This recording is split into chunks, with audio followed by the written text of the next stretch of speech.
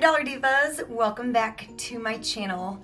It's been a minute. I know I've been kind of hyping up this Chatty Get Ready With Me because it's been a little while since I have done one. So here I am finally doing it so I can explain the last couple weeks of my life. So of course, if you're returning, I know you're expecting this video. But if you're new here, my name is Jessica and I love to do a lot of dollar store oriented makeup and shopping content. So if that's your thing, I do hope you'll stay and subscribe and become what I like to call one of my Dollar Divas. Today's kind of just a Chatty Get Ready With Me. I'm gonna be using all Dollar Tree makeup.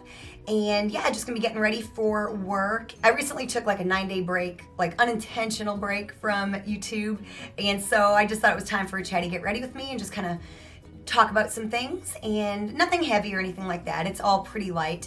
But yeah, I just thought it was time for Chatty Get Ready With Me. So I will have relevant videos and playlists linked down below. I do Get Ready With Me's and Chatty Get Ready With Me's and things like that, along with all my other dollar store content. So definitely check the description box below for more content. So yeah, let's just go ahead and get into the video. And I will have all the products I'm using listed down below because I will probably not stop and talk about each one. So if you're interested in anything I have on my face, it'll all be down in the description box below. So like I said, I accidentally, unintentionally took a 9-day break, and that is the longest time I have ever taken a break from YouTube. I've even gone on, gosh, in my time on YouTube, I think I've gone on like 4 vacations, and I've always had uploads go up. And so really, I've never really missed more than like, I think maybe a week is my longest. And again, that's not even for vacation or anything. That's just like, you know, this, that, or the other thing happening kind of a thing. But that definitely was my longest break. And you know, I take YouTube very, very, very seriously, so that I do not take it lightly that I was gone that long. I do not like doing that. But you know, life gets in the way and things happen. I haven't had like a hard couple of weeks by any stretch of the imagination. I just really kind of got swept up in what I was doing. So basically, if you saw my Instagram, I shared a picture of me backstage at the theater. Okay, little backstory. Even if you're like not new to my channel, you might still not know this, but I work in a theater and we have several different shows. And last year I did pretty much every single show in the theater. It was a lot. It was a lot of work, a lot of time, very hard on my voice. I was diagnosed with vocal nodules last year, and I've had them in the past. I probably have had them for a very long time. I've got delicate vocal cords, you know, some people just do. And you know, generally it doesn't matter unless you're like a singer or you use your voice. But my nodules got really bad kind of at the beginning of like the quarantine. And so I've just been kind of, for the last couple of years, I've just been dealing with a voice that I've had to kind of get reacquainted with. And last year, I was supposed to go to vocal therapy. But a long story short, my schedule was crazy. I literally worked, I had 1 day off, never had a day off with my husband. And I literally had like 2 days where I didn't have to be in till like later in the evening. And those days were just kind of like precious to me, you know? I mean, I do YouTube too, so I was also doing that, you know, trying to film and edit on top of doing like 12 shows a week. And so anyway, they sent me to the wrong office, which there's like an office here close to where I live, and then there's one a little further away.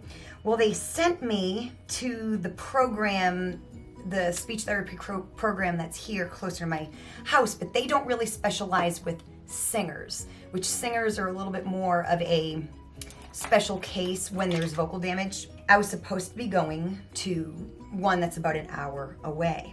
Well, I got there, it was a big waste of my day. They literally were like, you were sent kind of the wrong place. We don't have the equipment to like really look at your vocal cords. We're not equipped for that. So I kind of decided to let vocal therapy go because, you know, my voice in particular too is very prone to like stress. We all are, we're prone to stress.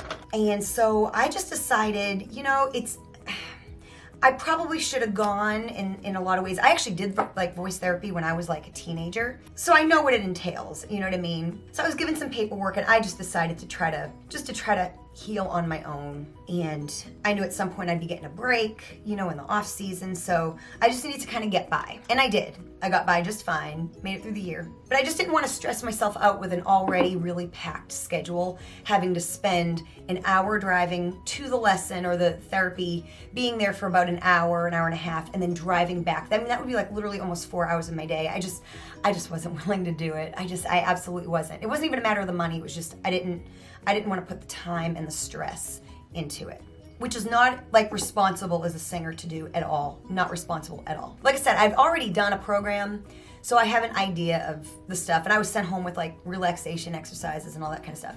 Anyways, I digress. My voice is a lot better now, but I do still have some problems. But I do think my nodules in the off season kind of maybe lessened, and maybe I just got like a little bit of like thickening that I'll probably always have. And I'm also too, I'm almost 40 years old, and you know, your voice ages as everything else does too. And so there's all that. There's all that. And I'm learning to work with this new voice that I have. You know, it's just simply not, you know, even a healthy voice is going to change over the years. It's going to deepen. You know, singers that have no problems at all, over the years, they're going to lower the keys to their songs. It's just, things happen, you know, your voice gets older with you, you know? So I've really learned like a lot of techniques on how to like sing around things and just how to take it a little easier on my voice, all that kind of thing. So over the years, when I first started singing, of course, it was like Mariah Carey. That was it. That was all I sang. That was all I knew. That was all I liked. There was nothing else in this world but Mariah Carey. And of course, I cannot sing like Mariah Carey. Although I tried. I still try. No, I'm kidding. And I don't, I'm just kidding. But anyways, and then at some point I discovered country music.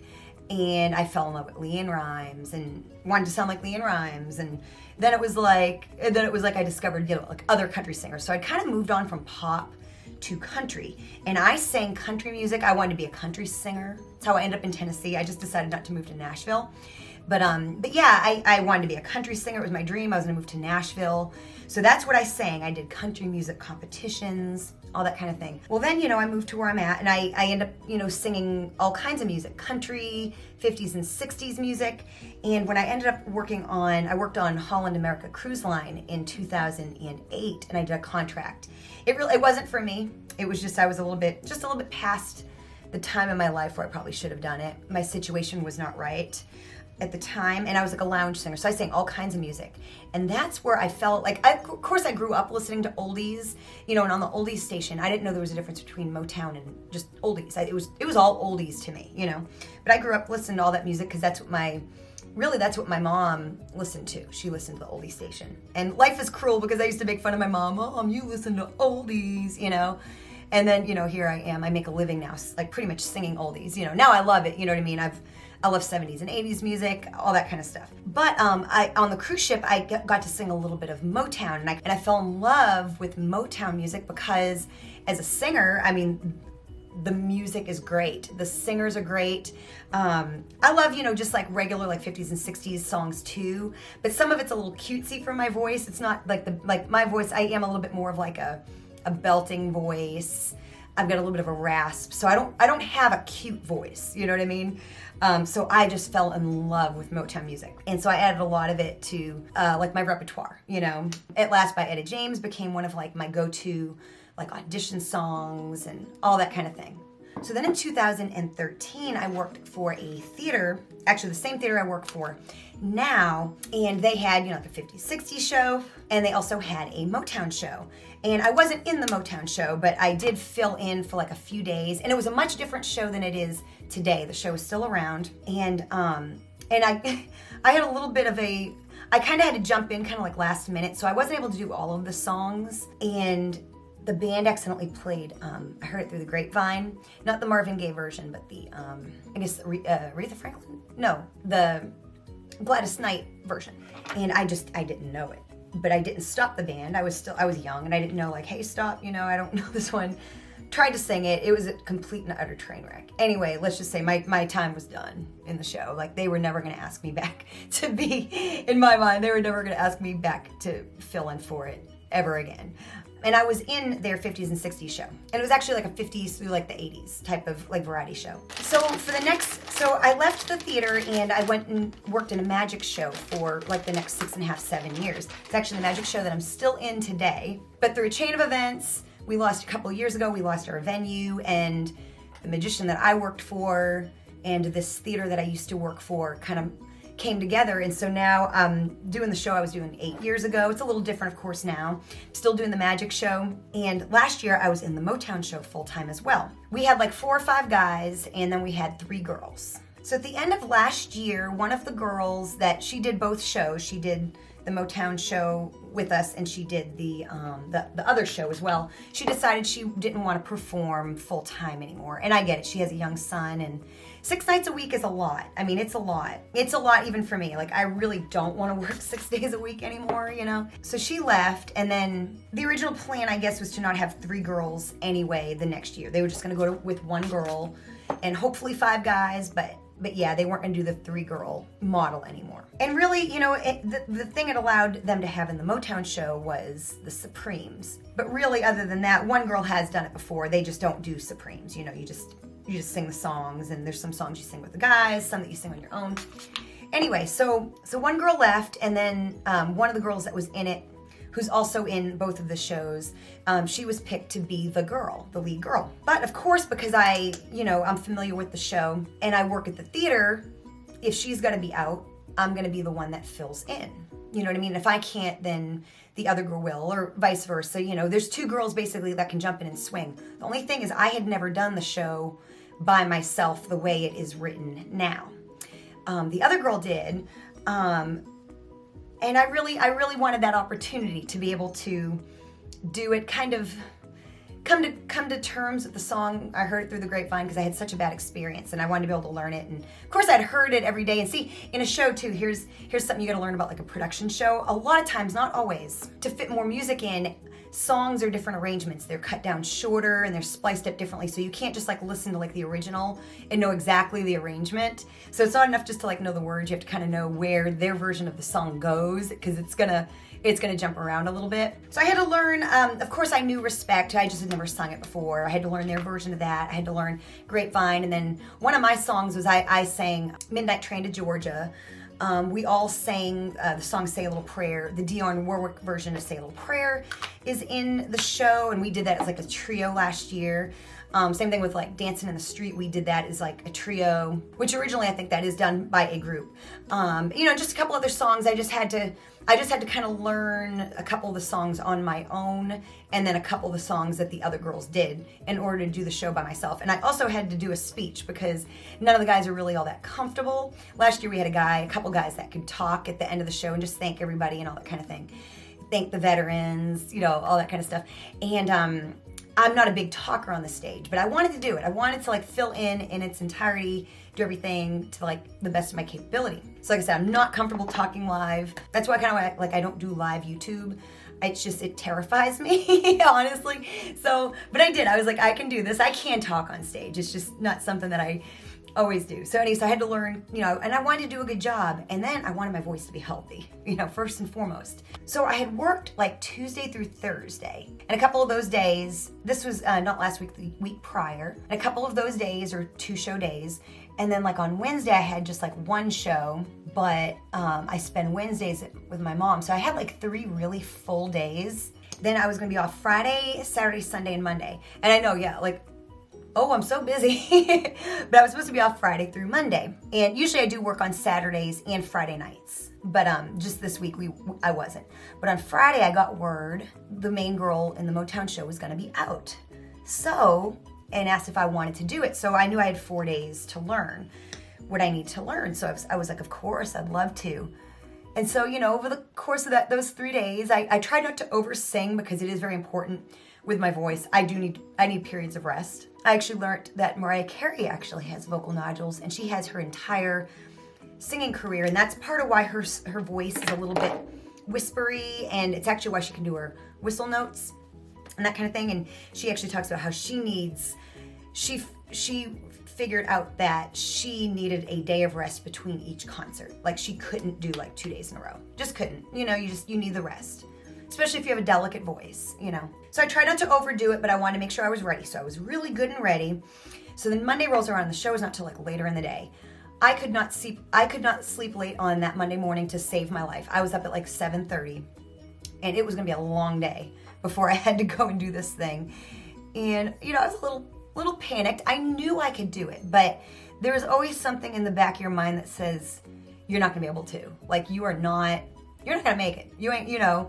And I knew I was gonna go in a little bit early to kind of go over the songs with the band, and that was gonna be great. I needed that, you know, for my peace of mind. But I was a little bit worried that if I sing all these songs, there's one of two things that happens. Like your voice gets better as you sing throughout the day or the evening. And then you can also kind of wear yourself out, you know. And last year I was in the latter. I was in that, I messed up my eye. I was in that the more I sang, the more worn out my voice became. So I was a little nervous, but of course, you know, I was like, I got this, it's okay. I got this, I got this. So I sang through all my songs on mic, and my voice, like, I wouldn't have considered, my voice was definitely not like 100%, but like nobody would know. Like literally like, nobody would know. Nobody would know. And so I did that, and I just really tried my best to stay warmed up. And as a singer, like if someone says, you know, eat an apple, stand on your head and sing ABC, and that's gonna like miraculously cure your voice, you'll do it. Like you will do anything to help your voice. Like that's just where singers are, you know. But anyway, so I got through the show. I got through the show, it was great, I did it. It was also Monday, like the first day of the week is always my best because I'm the most rested. So then, you know, Tuesday, I had 2 shows Tuesday, and they didn't need me to do the Motown show Tuesday, the girl was back. So I had like this triumph. It was like, okay, I'm good. I did it. I achieved, you know, what I set out to achieve. And you know, and I posted on my community page that picture of me in the purple dress singing. That's the end of the, towards the end of the show. That's I Will Always Love You by Whitney Houston. It's a cut down version of it. And, you know, and I used the phrase broken crayon still color. You know, there was just a lot of days where I thought, I could, like last year, since I had 2 other girls with me, we actually would swap. We had the songs we normally did, and then we had a schedule for who did I Will Always Love You. You know, because we could all do it well, and it gave us all an opportunity to do, you know, one of the most beloved songs. And so we just took turns with it, and there were so many days where it was like my day to do it, or where I was like kind of the one on the schedule. We tried to like follow a fairly regular schedule, and I would come in and I'd be like, ooh. See, it wouldn't be the belting really all that much either, which is crazy because when I was young, my belt, like my loud, you know, if you're not a singer, you might not know what a belt is, but it's like where you sing loud. You sing the high, loud, big note, you know. When I was younger, that was always the thing that was a little shaky on me. And if I ever wanted to chicken out, I just go into my falsetto. Well, being older and with some of my vocal issues, my falsetto it's not always there, especially in a certain area. So I can't do that necessarily anymore. But what has happened is that my belt has gotten stronger. So like I never worry about my belt hardly anymore. And you know that beginning part of the song where it's really quiet, it's a cappella, she's not belting, it's, you know, and she goes into the, and when the music starts in a little bit, very soft. If I can't do that, I can't, in my mind, I couldn't do the song. Like that was it. Like if that note wasn't there, I'd be like, can one of you girls do it today? And that kind of thing. Well, I mean, I didn't fully have that spot in my voice, but I had confidence in myself that I could sing through it and around it enough. So anyway, so that moment there, it was, if that were last year, I would not have done that song that day. I wouldn't have. I would have chickened out. I would have had zero faith in my ability as a professional singer to work around it. And, you know, and sometimes as a professional singer, you need the wisdom to know when to not sing. And I had to practice that this week as well. Again, very hard decision to make. So yeah, I mean, like this last couple weeks has just really done something to my soul, like that I've needed, you know what I mean? Especially after last year. Last year was tough. I mean, I don't know. If you missed my Chatty Get Ready With Me at the end of the year, I'll have it linked down below. That'll tell you all about it. Last year was tough.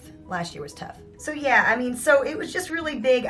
You know, my voice did not wear out. I was able to sing every single song, and you know, would I give my voice a 100% grade, especially by the standards of, you know, 10 years ago or 5 years ago? No. But am I a better singer? Absolutely. Absolutely. I can work around some of the stuff that my voice has failed me on, and I know I'm better than I was years ago. Even if my voice health isn't as good, my abilities are better. So like I said, I worked Tuesday and then Wednesday, and then I did 2 shows on Thursday. Friday morning, the girl again that's in the show got sick. She got sick. She had to go see her family and do something with her son on Monday. That's why I filled in for her. And so, but when she got there, her family just like all had like a flu or something. And so she woke up Friday morning, a few days later, with that same flu. So I jumped in Friday again. And again, I was a little bit more hoarse than I was because I had done like a few days. And again, if it were last year, I would have thought I couldn't do it, but I did it. I got through it and again, did very well, I feel. Like I said, I was a little hoarse, but nothing that the audience would ever know. And then, I knew it was a possibility the next night. I just didn't really know what my abilities, because at this point now, I had sung for like 11 or 12 days straight, like every day getting ready to do the show, doing like practicing the songs on the microphone, practice them at home. We also had a lot of tour bus groups come through, so we had a lot of meet and greet and a lot of people to talk to. Of course, being excited, I come home and I talk to my husband and we stay up talking, and then, just all of that. It was just a very full vocal week, and I really didn't get like my rest, but I made it. Now, I did have to make the call on Saturday night. I would have loved to have done the show, but I knew, and I could have gotten through it. Like I told the owner, I said, if you need me, I can get through it. I said, but if you can call the other girl that was in it last year that can also do it. So if you don't mind calling her, and if she can do it, that would be great. I said, but if she can't, I absolutely will not leave anybody in a bind. But she was able to do it, so I was able to like kind of rest Saturday evening. I was able to rest Sunday and Monday, and then I came in, and of course I was thinking like, hopefully I didn't do anything bad to my voice. Of course, I think not doing Saturday night was a really good call, because sometimes it's that one decision that can like just change or really hurt your voice. So it was very smart, and it was a very hard thing for me to do, because I never want to like say, I don't like to say no in that way. I really don't. So, but I learned last year, sometimes you just have to, So that was a big moment for me, to not be job selfish, which I can be. That is a flaw that I have. That's why I worked so much last year. I wanted all the jobs, And I also don't like to let people down, Sometimes it's that one decision that can like just change or really hurt your voice. So it was very smart, and it was a very hard thing for me to do, because I never want to like say, I don't like to say no in that way. I really don't. So, but I learned last year, sometimes you just have to, So that was a big moment for me, to not be job selfish, which I can be. That is a flaw that I have. That's why I worked so much last year. I wanted all the jobs, So yeah, to know my limits, and turn something down if I know it's for the betterment. For me, what's best for the show is never a hard thing. I'm always for what's best for a show, but I also want to make sure my selfishness doesn't perhaps get in the way of that ever too. So yeah, it was hard, but I knew it was for the best, and it's just one of those things that I've just had to get better at. So on my Instagram and on my community page, I shared that quote, and this quote, I ran into it, like, I discovered it like a couple months back. I'd seen it somewhere, the broken crayon still color, and I don't know exactly who said it, but I think it's actually from a book, honestly, or it's like the title of a book. And it really hit me hard, because this is one thing, like my friends, my husband have all tried to, he's really tried to talk this into me, really in some ways to no avail last year, and my friends too, just because I felt like I couldn't sing two notes right here the way I used to, 15 years ago or 5 years ago, that my worth on the stage, I have no worth at all on the stage. None. Zero. Shouldn't be up there, And that's terrible, because really I'm actually a pretty confident person. But it's just like this one really non-confident thought, and my friends and husband would say, you look great on the stage. You are good. You're a good employee. You still sound great. Like all these things. And I'm just like, yep, I can't sing those two notes. Those two little notes, I can't do them in a falsetto. And I would just let that literally consume me. And I knew better, but it just takes you a minute to really digest things. We're always learning. That's just how it is. And I'm really doing better this year. I get that. And I just have a little bit more as I navigate my new voice, and my aging voice, and the vocal health that I have right now. However much or little that is. Honestly, I'm pretty blessed. I can still pretty much sing anything I want, really, if I'm being honest. And I know I'm good on the stage, I know I've got worth, and I'm just glad that I'm able to really kind of focus on that, like what I can do now. And that's what life is. It's so easy to be like, well, I'm not as good as I want to be. Well, you know, none of us are usually going to be, you know what I mean? Every day, not every day, you know? And it's so hard to accept though. And, you know, and that's the kind of thing I would never treat a friend the way I treated myself, or like think of a friend. You know, for instance, my friend that does the Motown show full time, she had some voice. We actually have very similar. She's great. I think she's a better singer than me, but she's got very similar issues. Actually, some of the best singers I know have similar issues to what I go through. So I'm not alone. I'm surely not alone. And so she had some issues earlier in the year. You know, she got sick, and she's got like some vocal thickening or paralysis kind of left from her bout with nodules years ago. So she's got some of the similar issues, and actually listening to her has helped me learn how to sing around mine a little bit better. So I've learned from her, but she had some issues this year, and I was not as hard on her as I was on me. You know, she still sounded great to me. She sounded great to everybody. I mean, did I know she wasn't at her 100% or her 90%? Yeah, but it didn't make a difference. I mean, and why that's so hard to believe with yourself is beyond me, but that's human nature. That's how we are. So that picture, you know, was me standing there singing I Will Always Love You. And you know, when I did the show last year full time with 2 other girls, it was very easy, you know, kind of touching on this a little bit more. It was very easy to just be like, no, not great today. Someone else can do this. But when it's only you, and that was great, and that was a wonderful thing. But it was really nice to really just have to kind of rely on myself, and because what it made me do is do it. You know what I mean? Imagine that, when you have to do something, you do it. You know what I mean? And, you know, and I knew it. I knew that I could. It's just, you know, there's always a part of you that just really wants to doubt yourself. I don't know why we enjoy that so much, but we do. We just love to say, oh, nope, can't. So, you know, this last couple weeks, I've grown. I've grown just a bit inside as a performer, as a human, you know, as somebody just trying to kind of get through life, trying to get through work, trying to entertain people, trying to, you know, I'm just a little kinder to myself. I'm not as hard on myself. Try not to stress about it very much, because I can get panicked. People don't really know that because I do keep such a calm exterior, but I always really want to do a good job. I walk this really fine line between being nervous to be on the stage and not being nervous to be on the stage. And it's literally like I can do like the magic show in my sleep. I don't get nervous. I don't even get nervous to do like the other show I do, but I was terrified. I was excited, but I was terrified to do the Motown show by myself, you know, as the only girl, as the only female. See, and that's important, because what I do, what the female does, is it's not by myself. I mean, the guys are doing their thing, but the female not only, of course, sings some very important music that needs to be sung if you're going to have a show, but, you know, it gives the guys a chance to get some water, chance to change their jacket so they can come back out, you know, and they do the majority of the show. There's also a part of me that's grown too, because, you know, back in the day, I would feel like, oh, I've filled in, I'm never going to get to do it again. But something I've learned in show business, you never say never. Y'all, if you could just like have experienced some of the stuff I have experienced in my performing career. I mean, I know everywhere and everything has its thing, but Lord, when I tell you, one thing I have learned is to never say never. Ever, ever, ever. In performing, just when you get comfortable, that is when things get crazy, you know.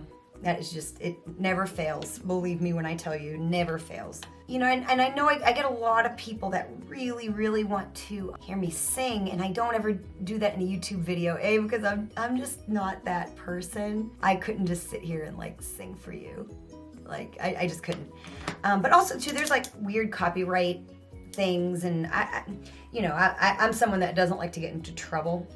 So I just don't know what all the rules are. Music stuff on YouTube is tricky. It's very, very, very tricky. And I take it very seriously. So I would never want to get in trouble by posting something, copyrighted music. And, see these theaters and these shows, or anyone that uses music, music that they pay something called like ASCAP BMI. And I think they used to be ASCAP BMI, and basically it's just like the catalogs. It's who owns the music, or it separates it. They're companies that distribute the funds. You pay for the rights to use the music, and they distribute it amongst the artists all that kind of thing, in a nutshell. I'm sure it's more complicated than that. I'm sure I've messed that up in some way, but that's basically what it is. So, you know, anyone that does that, generally they're paying for that. And ASCAP BMI used to be one thing, and then I think at some point they separated, and some songs are on ASCAP, some are on BMI, and that was, I remember when that happened when I was in theater, that was a little tough, because couldn't use certain songs. If you only bought one, you know, you couldn't use the songs that were on the other one, all that kind of thing. So yeah, but I do have like a DVD, and I would like to maybe post like short snippets, maybe on Instagram, maybe just short snippets. I don't think there's really anything wrong with that, you know? So I might do that. So definitely make sure you're following me on Instagram, because I do think that is something I would like to try to do and just see what happens. You know, and I just don't care as much about my Instagram as I do YouTube. You know what I mean? The video quality would not be great. Like, they do film my shows, but usually it's at a distance, and they just don't always look the best. And sometimes too, even the sound. See, when you're in the audience, the sound is mixed. Like, we have a mix on the stage for us to hear, but then there's a mix out in front of the house for what's gonna sound good to an audience. Well, when a DVD is done, unless there's like a camera sitting in the audience, it's getting the sound directly from the board, and it is unforgiving. I mean, you hear every, like, there's a little bit like from the speakers in the audience with the reverb and stuff like that. There's a bit of like what I would call like airbrush. It just softens everything just a little bit. And you don't get that as much when you're getting it directly through the feed. But you know, it is what it is. But I really would, and that is my intention, to share little snippets of some things with you guys on Instagram. Like I said, I don't think I will ever do it here on YouTube in any capacity, just because it's just weird. You know what I mean? Another reason why I love doing the Motown show too is, you know, I'm a magician's assistant, and it looks glamorous, but you know, it's not. And you know, and the 50s and 60s show is great. It's really great. But what I do love about Motown, the Motown show is you just get to come out, sing, and wear gowns. That's it. And I've never really had like a full-time job. Like, that's the only job I've ever really had that has allowed me to do that. Like, just sing, you know, just entertain, not like have to sing and dance or sing and wear some kind of a crazy costume, like I love wearing a poodle skirt, but you know, it's fun to like sing in a gown. That's just something that, like I said, I haven't really gotten to do a whole lot of in my life, and that was always my dream as a singer, wanting to be in shows, that's what I would be doing. And like I said, I've done what pays the bills. I've taken the opportunities that have come to me, and I've enjoyed every minute of it. I've enjoyed it, and I still enjoy it. But there's something about that will always have my heart. If people knew you know, when I moved to this town, when I moved and started kind of this whole thing, you know, I sang all through my teens, and I did like country music, and I would do competitions. I would do things for free, like benefits and things, didn't really get paid. Then instead of going to Nashville to try to make it famous, I decided to just work in show business and earn an income, even if it's not, you know, millions of dollars. And you know, there's been times of struggle, and I've been told when I moved here that you'll never work in this town. You're a bar singer. You'll never perform here. And I've not gotten offers the next year at places where I feel like I really did a good job. You know, I might have been a little green, but like if people just hung in with me, I would have been a great employee. And you know, I worked at a theme park as an entertainer when I first moved here, and you know, and they didn't call me back the second year. You know, I wasn't good enough in their book. My husband says, you know, it's more of a matter of you being a square peg and they get a round hole. You know, I just didn't fit their idea of what they wanted, you know, and then I moved into other shows, and I've just taken whatever opportunity has come to me. But yeah, something like the Motown show is absolutely like, that would be like my dream singing job. You know what I mean? And so to come, you know, kind of at this age, you know, I'm almost 40, you know, I'm getting closer. I'm not quite there yet, but I'm almost there, you know, and to take it kind of as long as it's taken, and, you know, and there's still obstacles and things aren't completely ideal and perfect. as they never are, you know what I mean? But I'm proud of where I've come from. I'm proud of my journey. And I think, you know, it's very easy to look at somebody on a stage and not hate them, but think, well, I should be able to do that. If I'm new and I'm starting out, I should be able to do that. But, you know, like I said, I'm almost 30 years old. It took me a long time to be able to do the job I did last week. Long time to get the opportunity, a long time to feel capable, a long time to even really be as good at it as I was. Not to say I'm like stupendously fabulous. There are people that could do it way better than me, but to be able to just do it, and do a respectable job, entertain the people, that kind of thing, it's taken a long time to get there.